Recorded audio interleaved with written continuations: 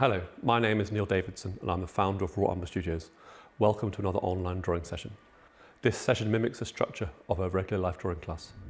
We'll show you one or more photographs on the screen and it's your job to draw what you see.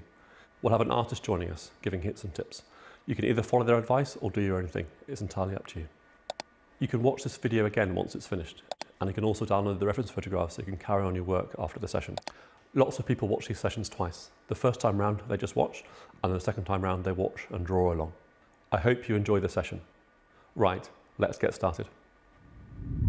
Hello everyone and welcome to this latest raw umber portrait drawing video.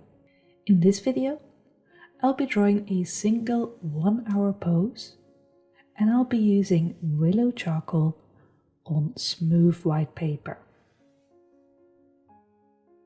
So I'll be using a grey putty rubber, which helps me erase into the paper,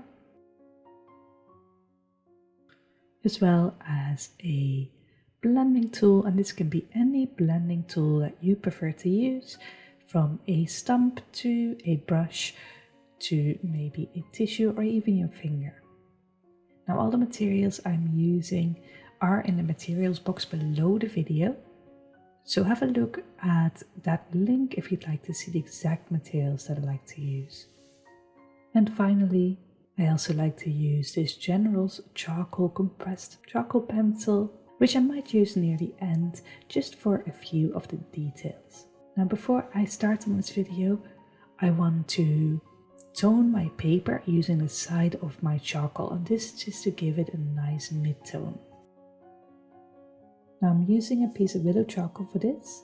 I've already sanded it down a bit to open up the charcoal, otherwise it can be a bit scratchy, and I'm just wiping this all over my paper.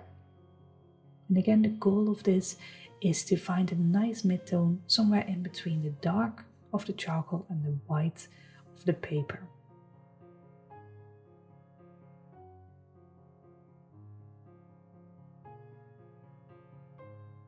If you want, you can also use a piece of tissue just to wipe this into the paper if you find that you're getting a bit of texture showing. Now this does take off some of the charcoal, so you may have to reapply.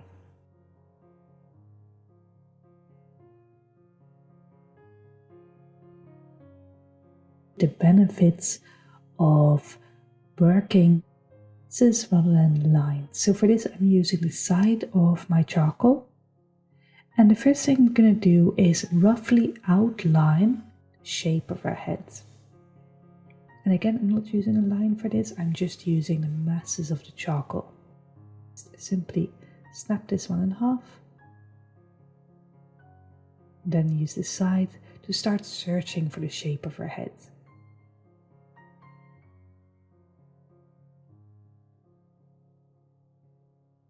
Something that's underrated when doing portraiture is the shape of somebody's head. Or is it a heart-shaped skull? Is it a long fin skull? So I'm always looking and trying to see what the shape of someone's head is. For instance, in her case, I can see it's wider near the top and narrows down towards the chin.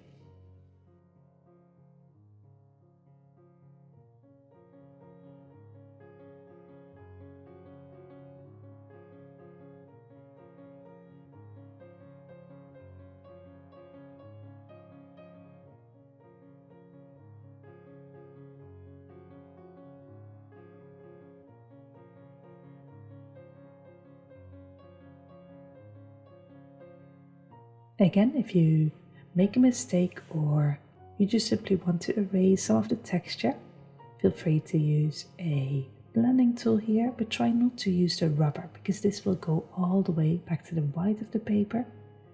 Whereas for now, I just want to go back to the mid-tone, the neutral tone of the paper. So instead of using a rubber, either a tissue, or maybe even a little brush or stump will do just as well. As you can see, this doesn't really take the charcoal off to the point where we see the white of the paper.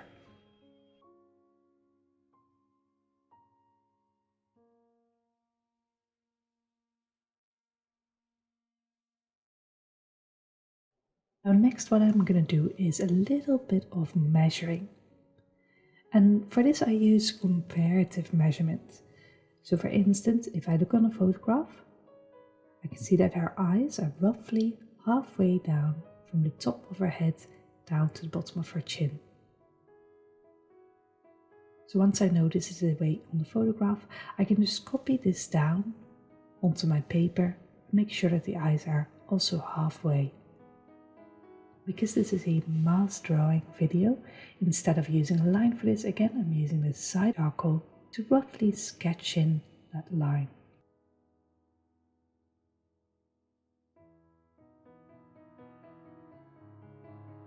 And something that's really great about mass drawing is that you can get a rough idea of where everything needs to be in very quickly.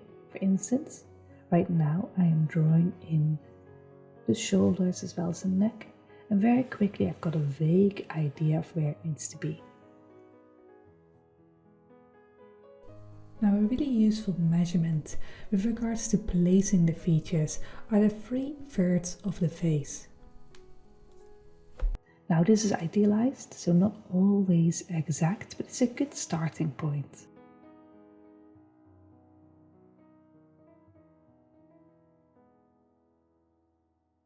What I'm doing here is I'm comparing the bottom of the nose to the bottom of the chin, and this should be roughly the same as the bottom of the nose to the start of the brow and the start of the brow to the forehead.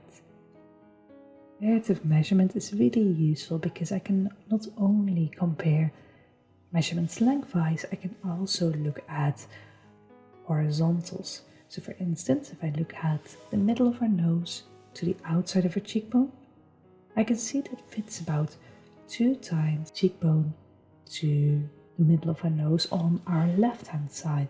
So I can compare the width of her face to the other side as well.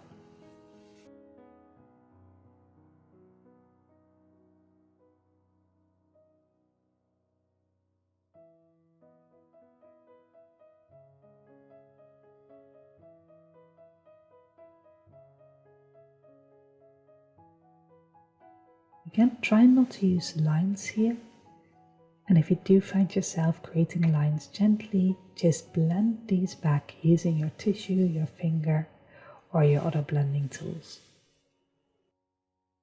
I personally really like using a small watercolor brush because it takes off the charcoal, and this allows me to then take these darker masses and gently work into them. And this pushes the shape around. So it's very similar to painting in that sense.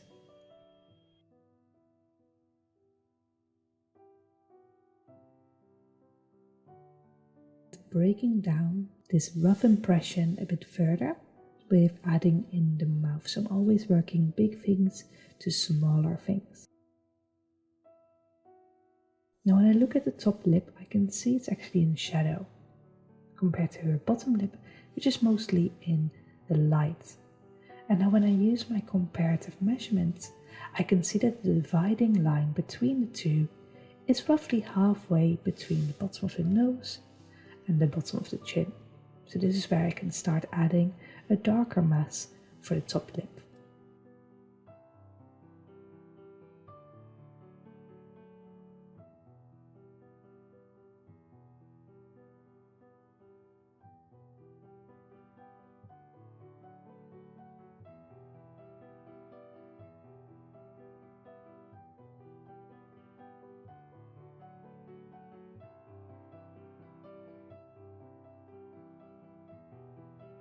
Now this doesn't need to be very precise because as you can see, I can still push shapes around. I can adjust them very easily using this method of using a blending tool as well as using these big masses.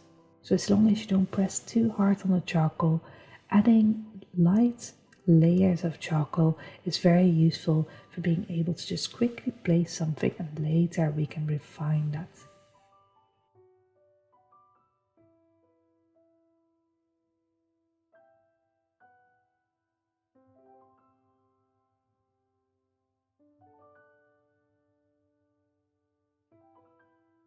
Now before I continue, I want to talk about tones and values.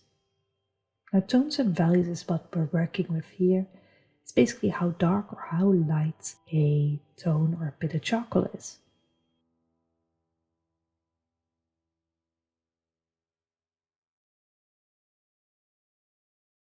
I may want to simplify these tones. So of course there's lots of different ones. We can see that her cheek is a bit lighter than her hair, for instance. But right now I'm just looking at dark versus light tones. Is to first simplify them into larger blocks. For instance, with the eyes here, instead of drawing all the little shapes of her eyes and her brows, I'm just going to join these up into one larger block first.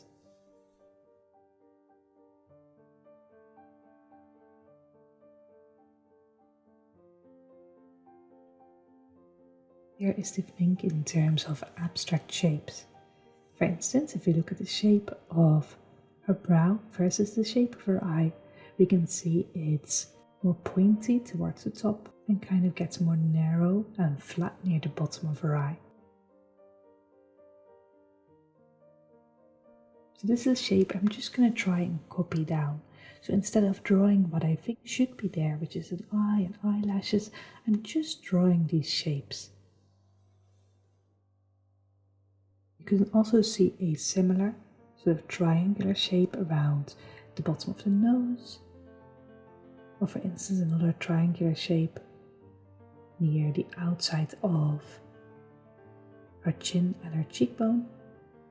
And just copying these abstract shapes can be a lot easier than actually drawing the portrait, because everyone can draw a triangle, everyone can see a triangle.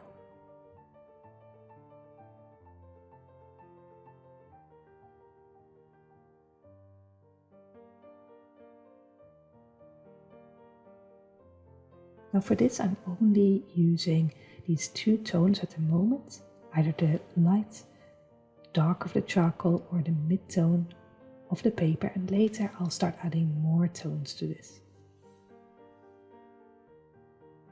Triangular shape of her cheek versus the side of her lips, and if I want I can even outline this using a line. Try to really find the abstract shape and then join that shape together into one nice dark shape.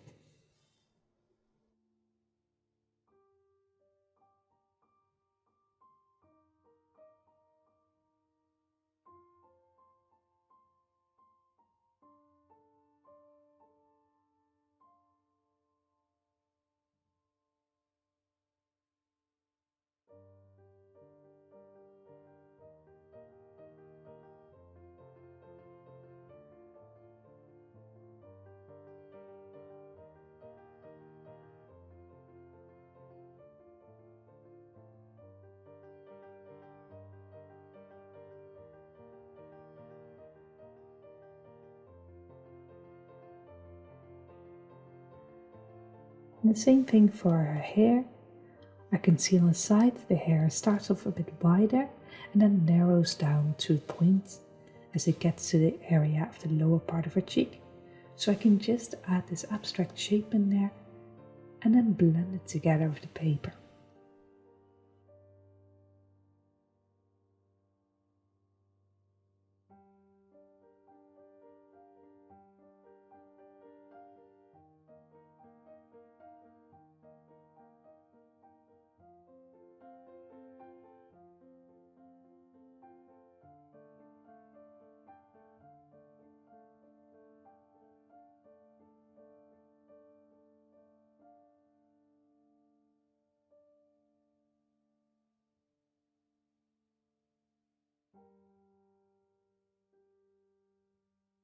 Well, like I said earlier, I'm really trying to only use two tones, either the white or the mid-tone of the paper or the darks of the charcoal. Now in this area that I'm drawing right now, we can really see a difference between the chin and the collar of her dress. And now instead of trying to really outline these, I'm just using a slightly darker tone there. You're going to blend the two together. And this blending is actually very important. Now, too much blending and your portrait will look a bit ghostly. But too little blending and it starts looking a little bit fake. And so what I tend to do is overblend, because it's a lot easier for me to put a line down somewhere than it's for me to make a soft gradation. And these soft gradations are really the key to making a realistic portrait. A lot of the skin is very soft, and so these shapes are not as clear as we always see them. They actually softly gradate into one another. So for instance, if I add a harsh line here, I'm going to make it not a line, instead a slow blend. And this will make the whole drawing feel more realistic.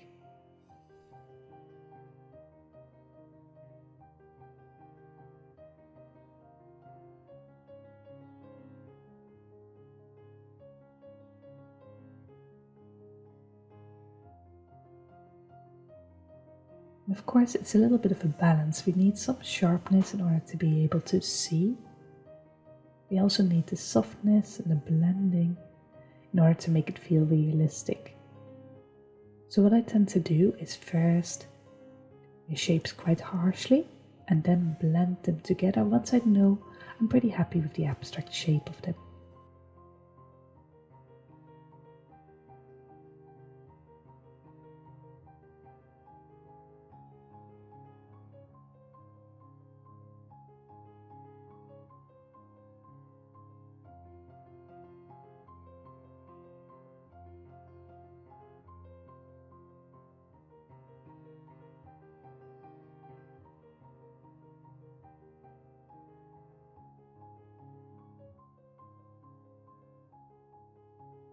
Brings me to my next point, which is that not all shapes actually need to be blended.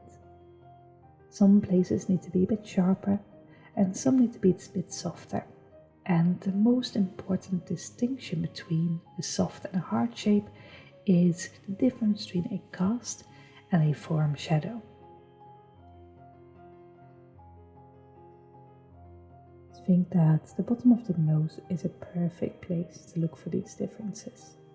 Now, if we look at the nose itself, the nose is turning away from the light and therefore comes partly shadows near the underside of the nose. This is called a form shadow.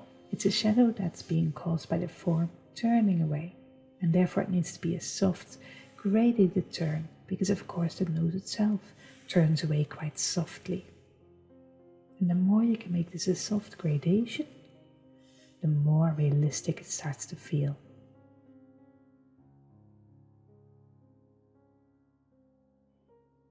Bottom of the nose, we have a cast shadow, and this is a shadow that's being cast by the nose itself onto the upper lip.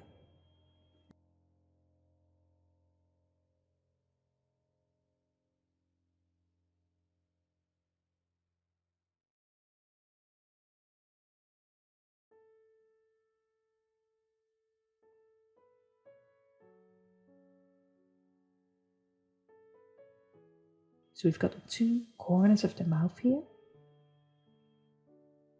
I can just quickly outline the shape of the top lip here. Now this is pretty universal. We always have two corners of the mouth, a slight dip before we've got a sort of heart shape in the middle, which then slowly dips back down to the other corner of the mouth.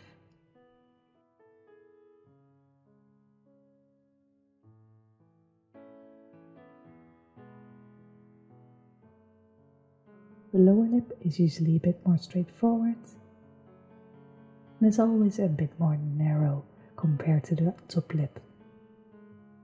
Now, as you can see, I've just outlined these and they start looking a bit cartoonish, and this is because I'm not drawing in mass. So let's put the dark shapes on top.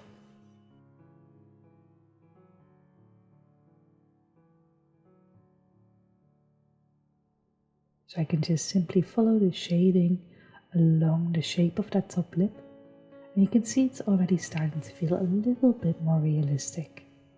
There's also, for instance, a nice cast shadow underneath the lower lip there.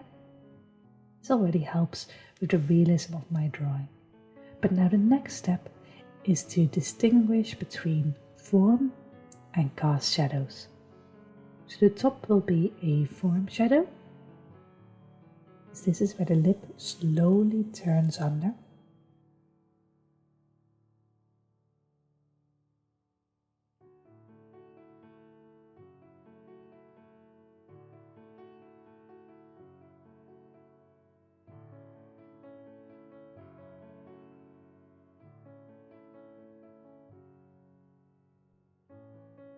The top lip is actually casting a shadow on the bottom lip, and so we can see a harsher line there, which is the cast shadow.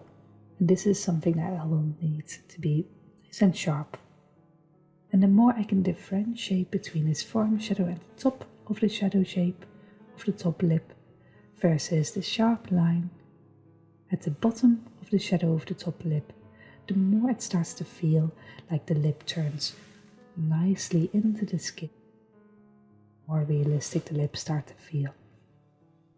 So this is a really nice way to quickly start making your drawings feel 3D without having to put too much detail in.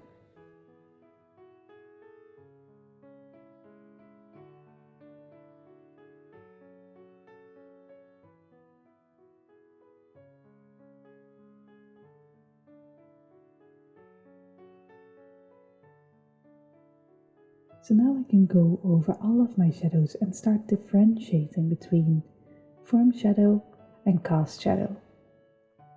For instance, shadow on the chin, it's the chin turning away, and therefore that's a form shadow. I can outline it, and then I can make sure it becomes a soft gradation.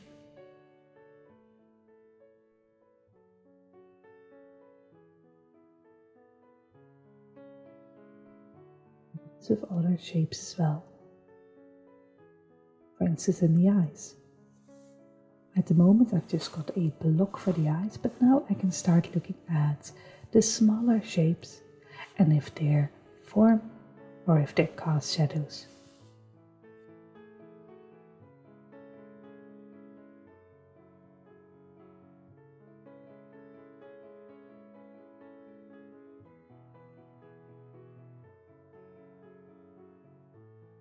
So first looking at the lower line of the eyes, making sure it's nice and symmetrical.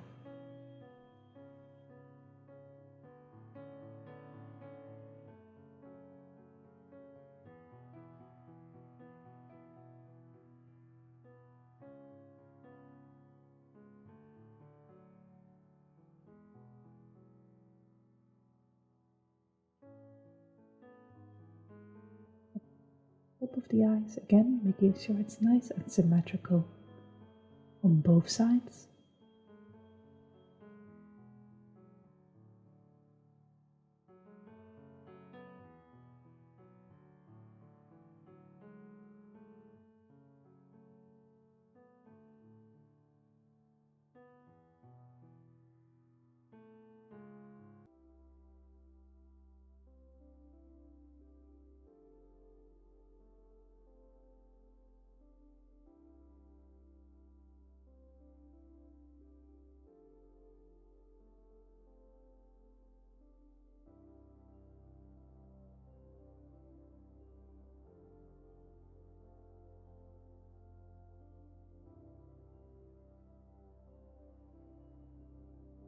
And again, if you're not sure about the placement, feel free to use your blending tool to gently push these shapes into position.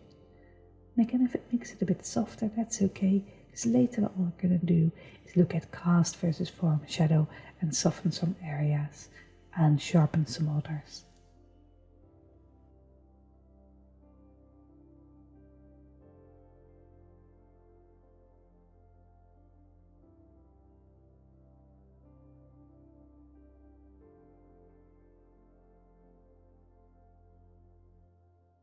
And I can also see a darker area for the brows there, just at the base of the brows.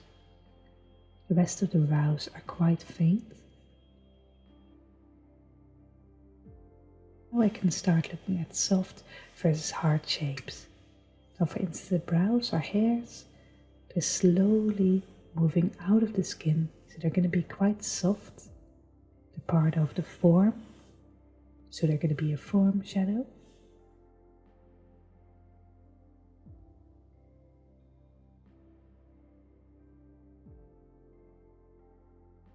Actually, something that goes for hairlines in general. Hairs don't usually start very suddenly, so there's no razor sharp edge. So generally what I tend to do is soften hairlines like brows and the hairline itself.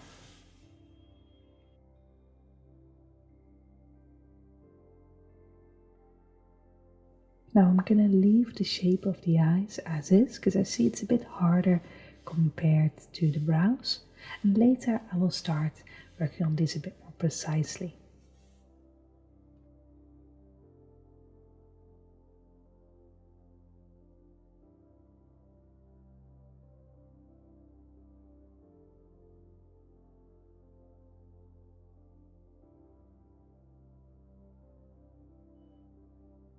I'm just gonna draw in, sketch in the headband.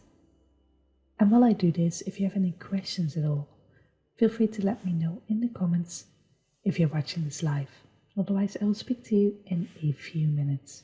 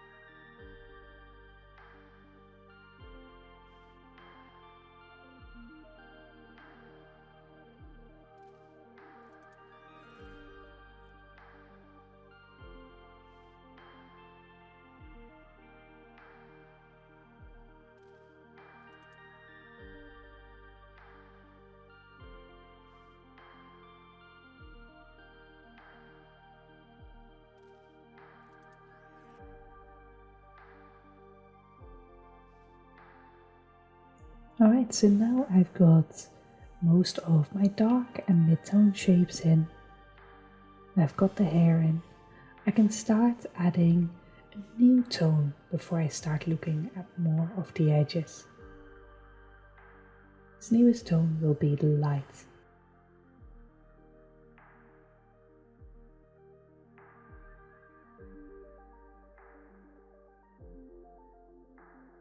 So this is now finally the time that I'm going to start looking at using the rubber And for each element of the pose, I'm going to look at where the lightest bit is. And again, I'm really looking at shapes here rather than lines.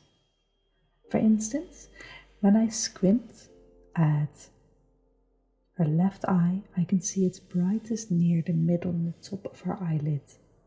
I can simply use my rubber to really carve out that shape.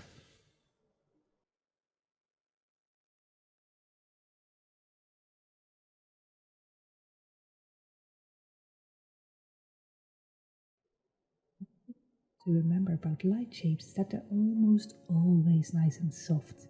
This is why I also start with the shadow shapes first. They're much easier to see. So in order to make the light feel realistic, I'm just going to use my stump here and gently go along the edges there, trying to make a nice gradation. And this doesn't really lose the shape, but instead softens it out to make it feel a bit more natural.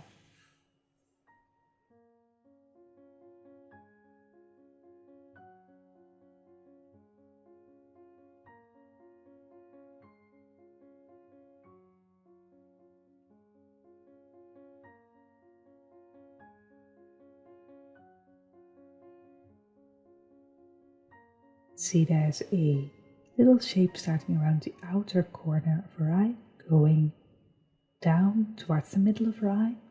And once I've got the general shape of this, I can then soften it by going along the edges of the shape with my blending tool.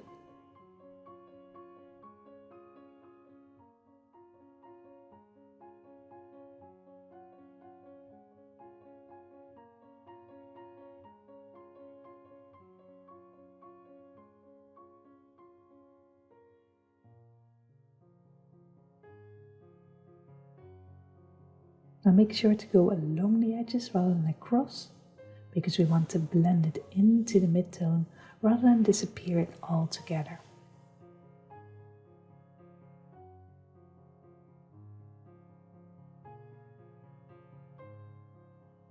And I can use this method to start looking at more shapes. For instance, on the forehead, there's a nice clear light shape.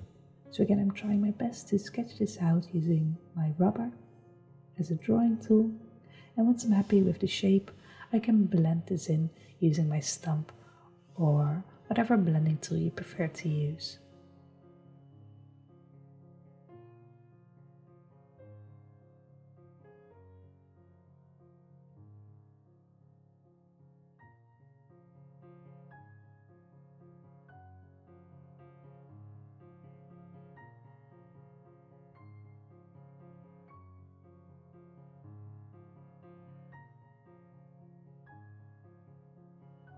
And the same thing on the other side of the eye here. Now there's a few things that I find really useful when doing this.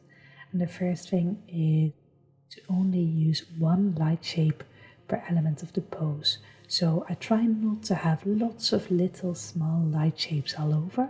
Instead I just pick one or two.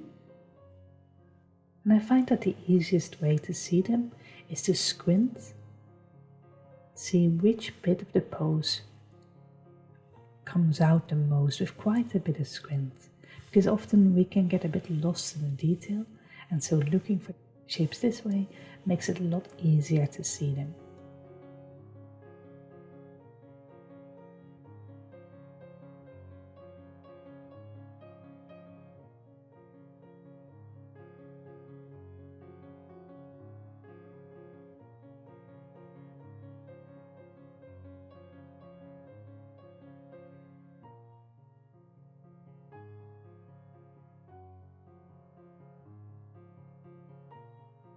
Another thing that may be useful is that if you find you keep rubbering but the paper isn't getting any lighter, this means you've already hit the brightest bit of the paper, and so in order to make the highlights come out, you may have to darken the surrounding areas.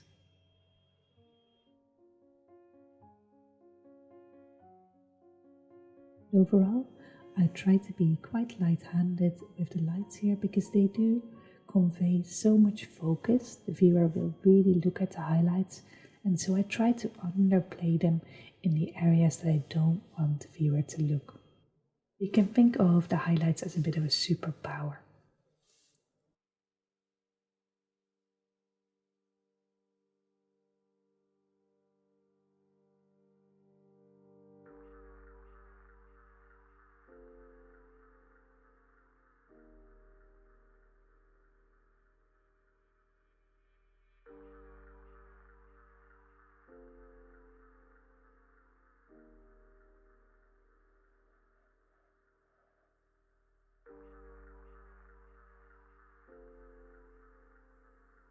Same thing with the nose.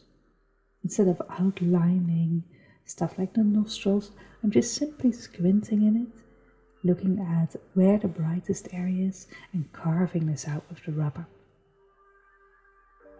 Again, if you have any questions about this or any other part of the video, let me know in the comments if you're watching this live.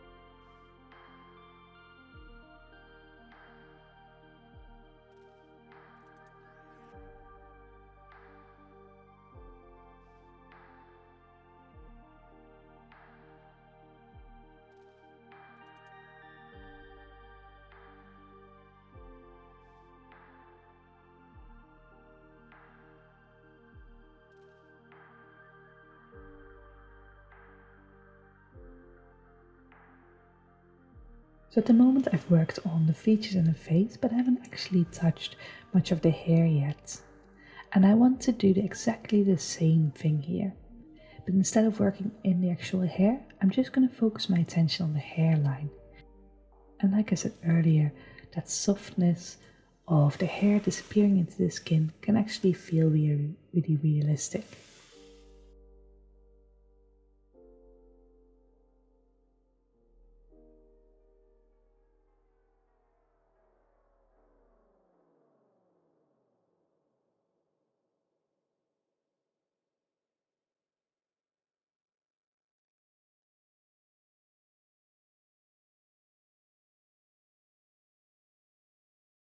As if I go in and just draw individual strands of hair, it can actually pull the focus away from the features because there's so much detail to be found there.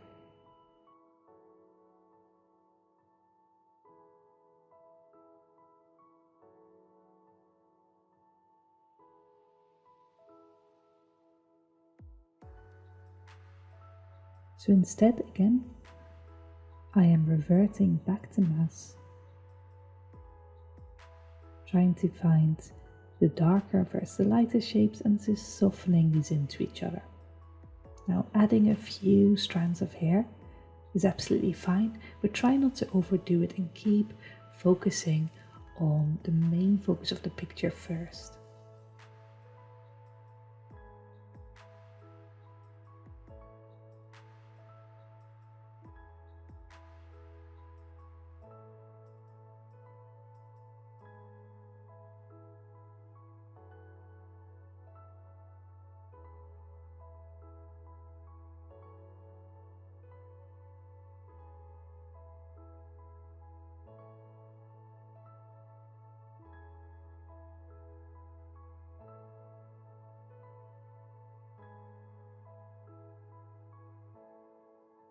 So as you can see, mass drawing is a very useful way to be able to draw something quite quickly and make it look quite realistic in a short period of time. I'm going to do the same thing, for instance, with the headbands. I can first outline the different elements of the headband, and then next I can start looking at shading these in and softening them into the hair. So just looking here and just simply slowly softening this into the hair. And as you can see very quickly, this starts becoming more realistic instead of feeling a bit drawn.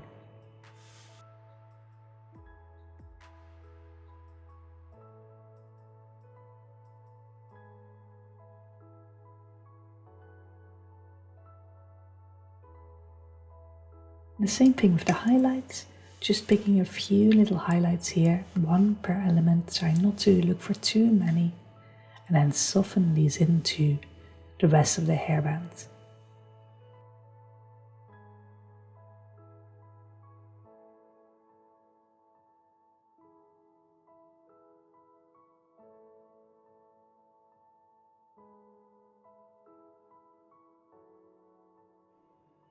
And what I'm doing here, shading and blending tones together, is called a lost edge. And a lost edge is very important because it shows that we can't actually see the whole object. And this is something that happens in real life all the time. We don't always see a perfect outline around everything. And while this can feel very uncomfortable when you're drawing, because of course we want to be able to draw everything, actually losing some edges and tones into each other can really make it feel more realistic.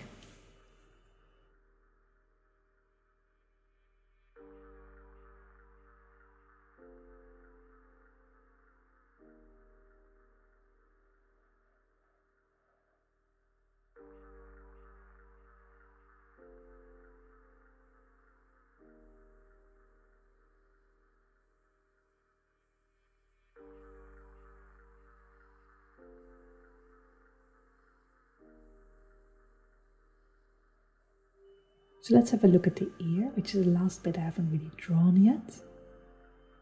And for this, I'm not going to work with shadow shapes because most of the ear is already in shadow. Instead, I'm going to look at the light shapes and use a rubber to gently pull these out.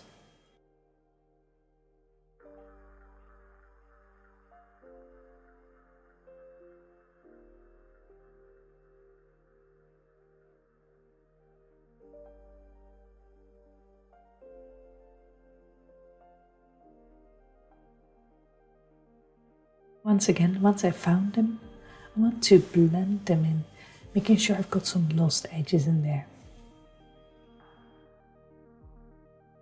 You may have to do this a few times. You can also blend something in and then decide you want a bit more of an accent somewhere.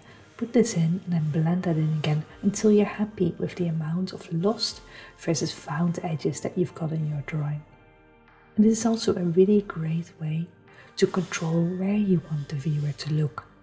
You can have more found edges in the areas that you want the viewer to focus on and more lost edges in the areas where you don't want the viewer to look. Now for this last bit of the pose, I'm actually gonna add, in addition to this lighter tone, also a darker accent tone. And this is completely optional, but I like to use a General's charcoal pencil for this. This particular is really nice and soft and easy to erase, which is not true for most charcoal pencils, so always test it on the corner of your paper first. And I'm going to use this to enhance that focus that I was talking about earlier.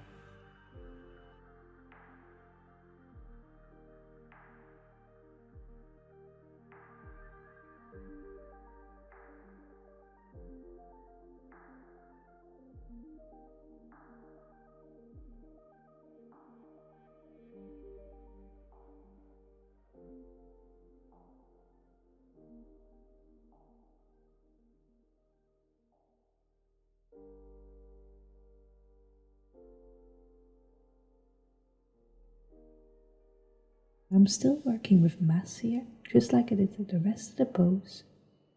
And as you can see, the masses that I can put down with this charcoal are much darker than the masses that I could put down using my willow charcoal. And this is again very useful because the eye doesn't only get drawn to harder edges, it also gets drawn to bigger areas of contrast.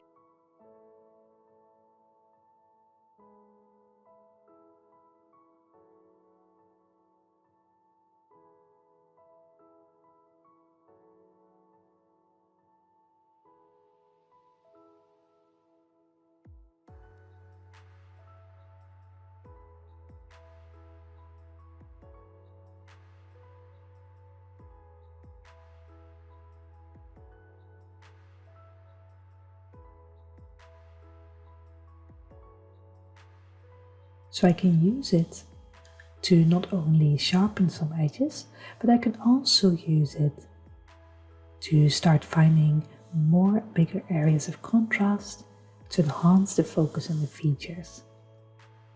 Now for instance, at the bottom lip, we've got a nice sharp edge between the lips, and I can use the compressed charcoal to make this even sharper. And I can also use it to outline the shapes that I made earlier. Keep in mind that this is very hard to erase, so only do it in areas where you're pretty sure you're happy with the shapes. And of course, don't forget to also soften some of the shapes to create those lost edges.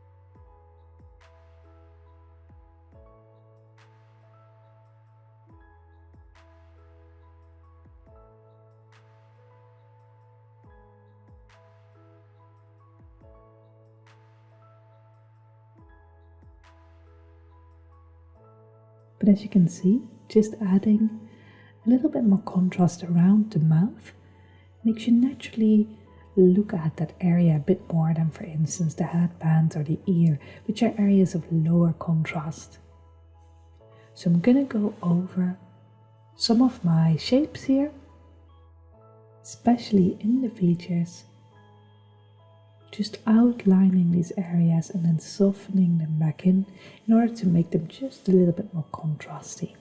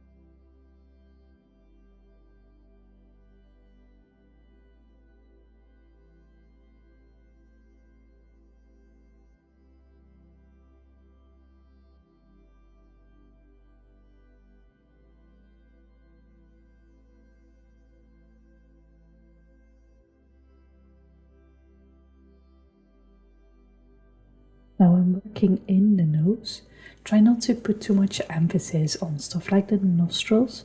Try to keep in mind that That's not really where normally we want a viewer to look. So try to underplay those unimportant accents and try to overplay that play between soft edges versus hard edges, the form shadow versus the cast shadow.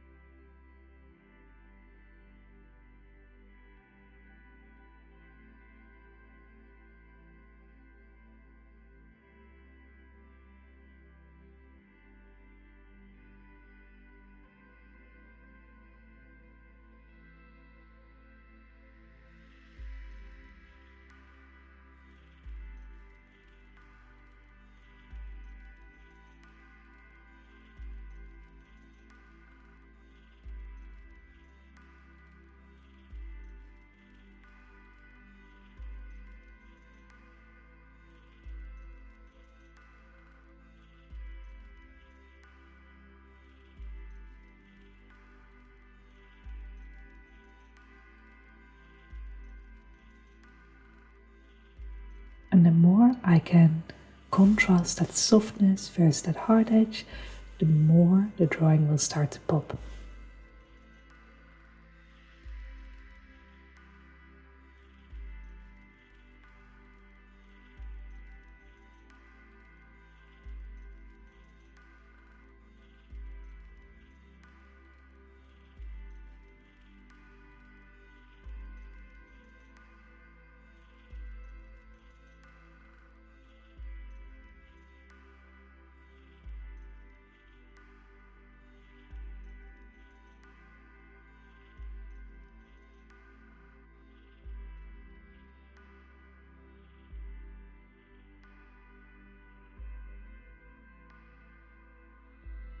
Now in some areas I do actually want a darker accent, for instance in the eyes here. The eyes are of course the focus of the picture, or one of the focuses of the picture, and so I'm going to use the compressed charcoal here to just gently outline the eyes and the outline of the eye, just to give it a bit of a darker accent the viewer can focus on.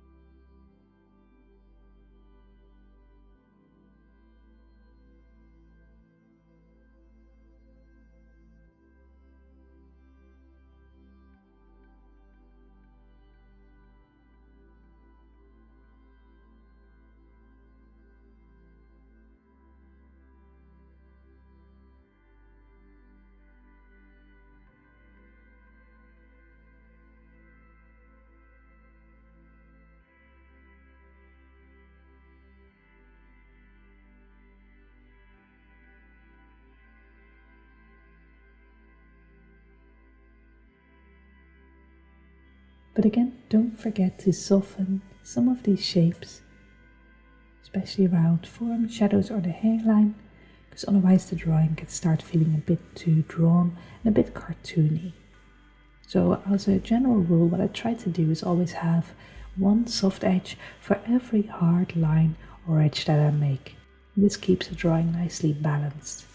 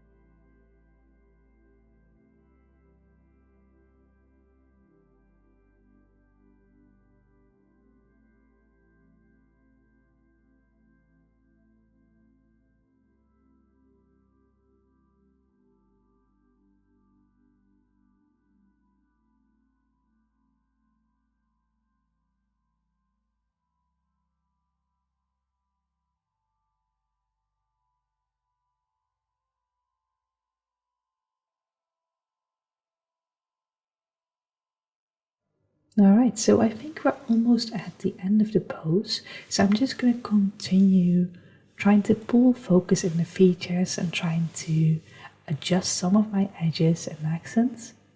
In the meantime, if you have any questions at all, feel free to let me know in the comments if you're watching this live, and otherwise I will speak to you at the end of the pose.